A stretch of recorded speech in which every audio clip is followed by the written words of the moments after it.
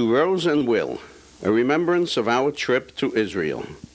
Thanks a million for insisting that we go with you. Love, Eli.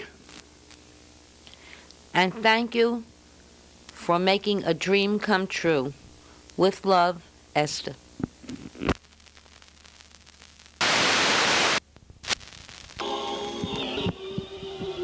After years of saying we want to go to Israel, Rose and Irving Gish, Abe and Ida, Esther and Eli finally joined my sister Rose and Will on their fourth trip to Israel. This is Eli, your narrator for this trip.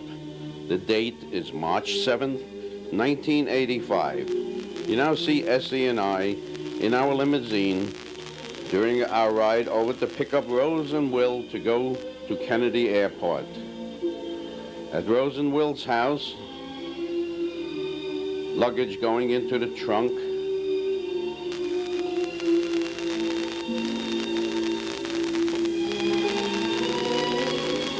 Willie hamming it up, or shouldn't I use that word? And on to the Belt Parkway to Kennedy, where we see Ida waiting for a boarding pass.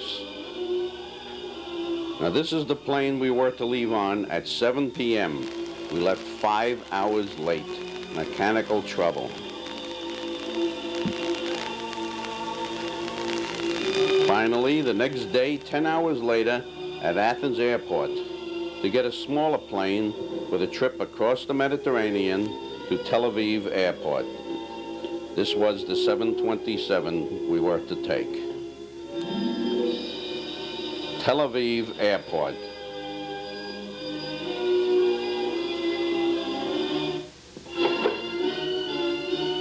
Our first letters in Hebrew.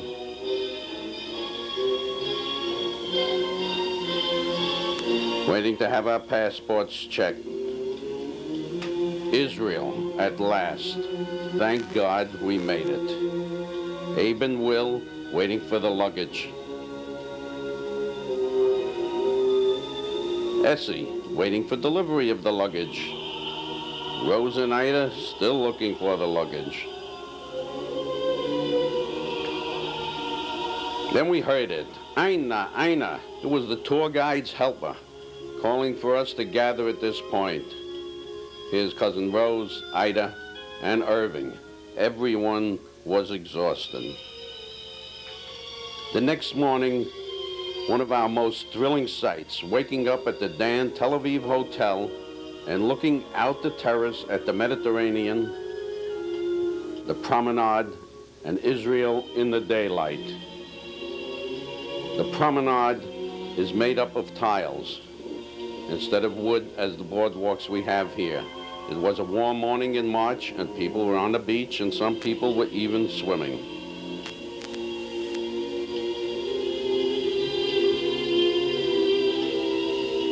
This is the Arab fruit market taken from the bus on our way to Jaffa. Esther in Jaffa.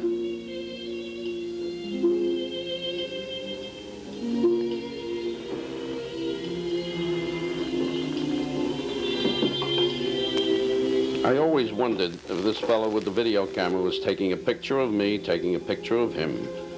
Back on the bus, and we're going through an Arab version of a garage sale which takes place every week, much the same as we have, only quite a bit more cluttered.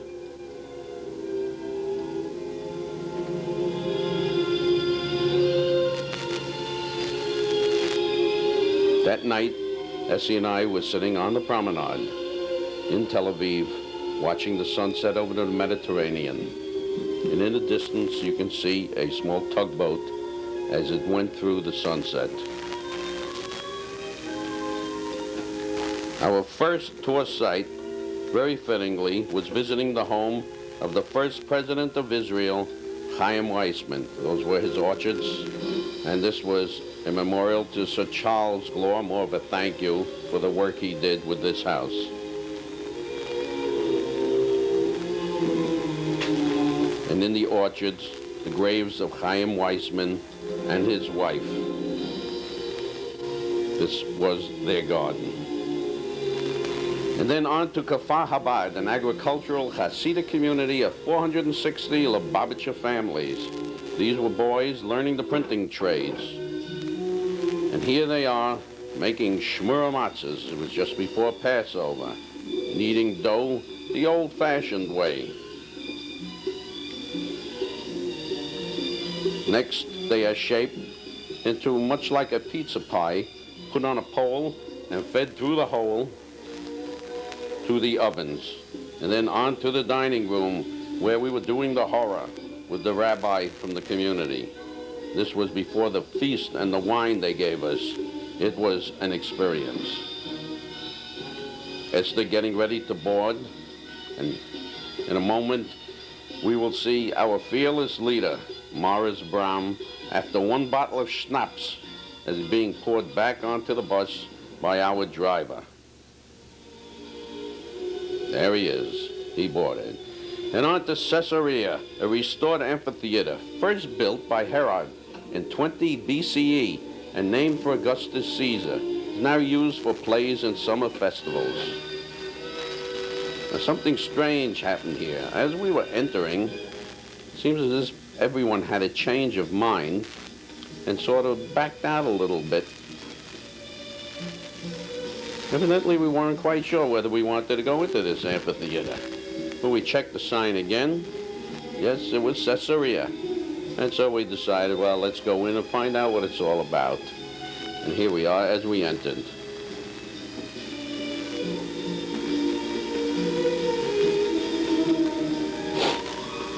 Essie in the foreground on the left.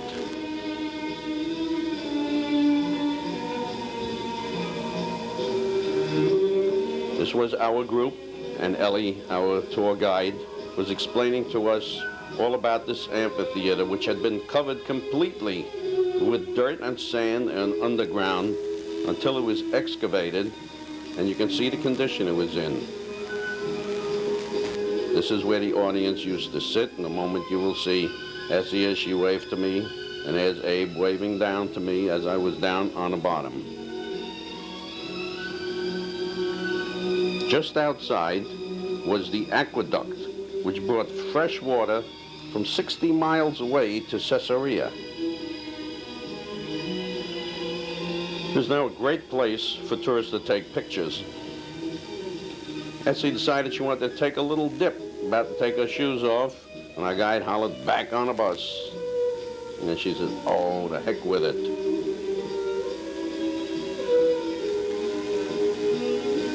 Mediterranean at Caesarea. This is the Baha'i Temple in Haifa. This faith stresses the unity of God and brotherhood of mankind. Has about 1 million people all over the world. We then visited a Crusader fortress 30 feet below the city of Akka. A show for tourists was in progress, and here we see the most photographed girl in the show.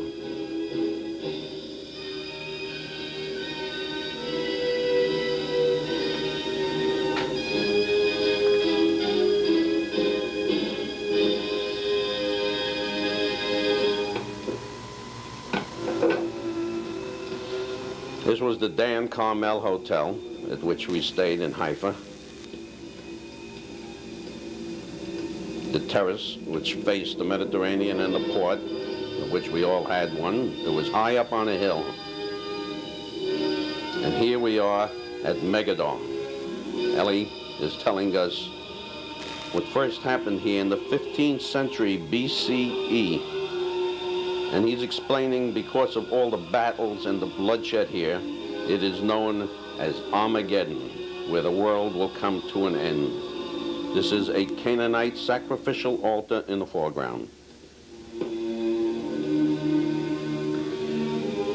When we got back on the bus, Irving Gish took the microphone and sang the entire chorus of the Maharaja of Megiddo, and the audience in the bus, or the tourists, joined in with the ha-ha-ha-ha. It was a memorable experience and quite enjoyable. And here we are at the bridge going over the River Jordan on the way to the Golan Heights. This is the River Jordan. We are now on the Golan Heights, overlooking the valley where the Syrians fired at the Israeli farmers below.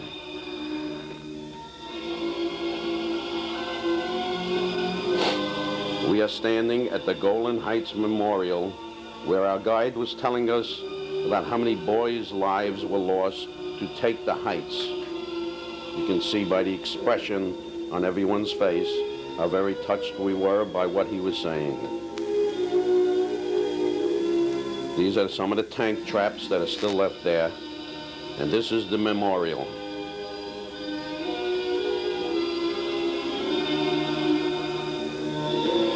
Once again, back on a bus and on to the Syrian border, where the UN troops, and these were Austrian boys, part of the UN force, separating Syria from Israel. Jericho. Jericho, as yet, has not been really excavated because of lack of funds. So there isn't too much to see. As you can see, the land is a little barren. In quite a few years from now, it will probably be well known and a real sight to see. Here I am in the Dead Sea. It is impossible to sink. Essie couldn't get in because of all the rocks.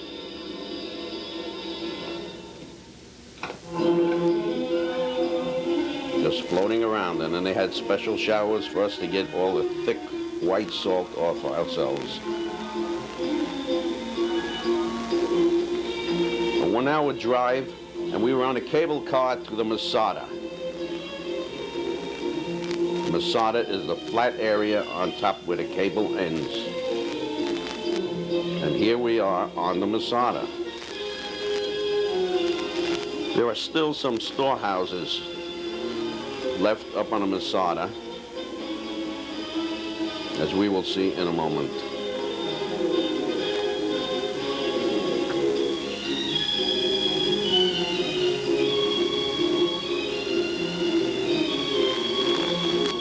One of the storehouses. And next we will see the remains of the synagogue. This was the synagogue on the Masada. And the next point we will go to will be where the ramp was built by the Romans. It took them 2 years to build this ramp. This was the point.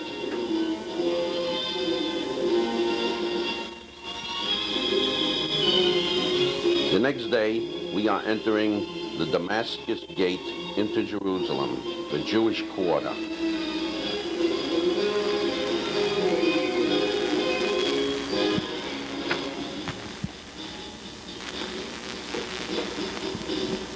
Here we see Rose and Irving on our left, strolling along the Jewish quarter as if they lived there.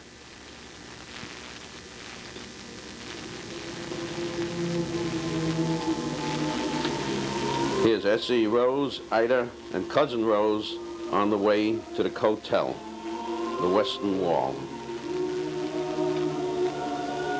They are on the women's side. There is a separation between men and women at the wall. That is the wall in the background.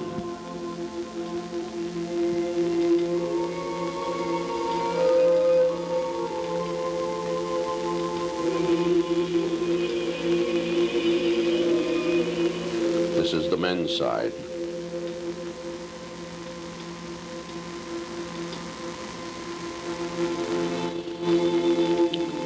Abe and myself as we were walking to the wall.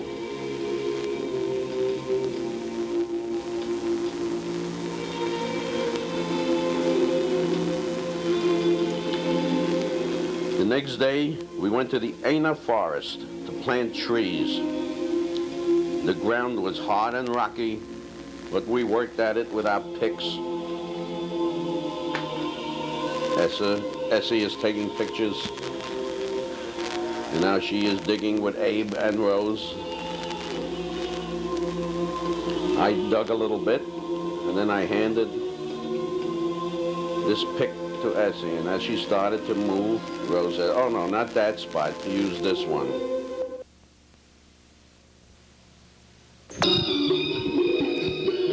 Monday, Bar Mitzvah Day at the wall, and here we have Syrian Jews carrying the Bar Mitzvah boy to do his Haftorah, and they're singing and dancing. And here we are on the hills overlooking the old city.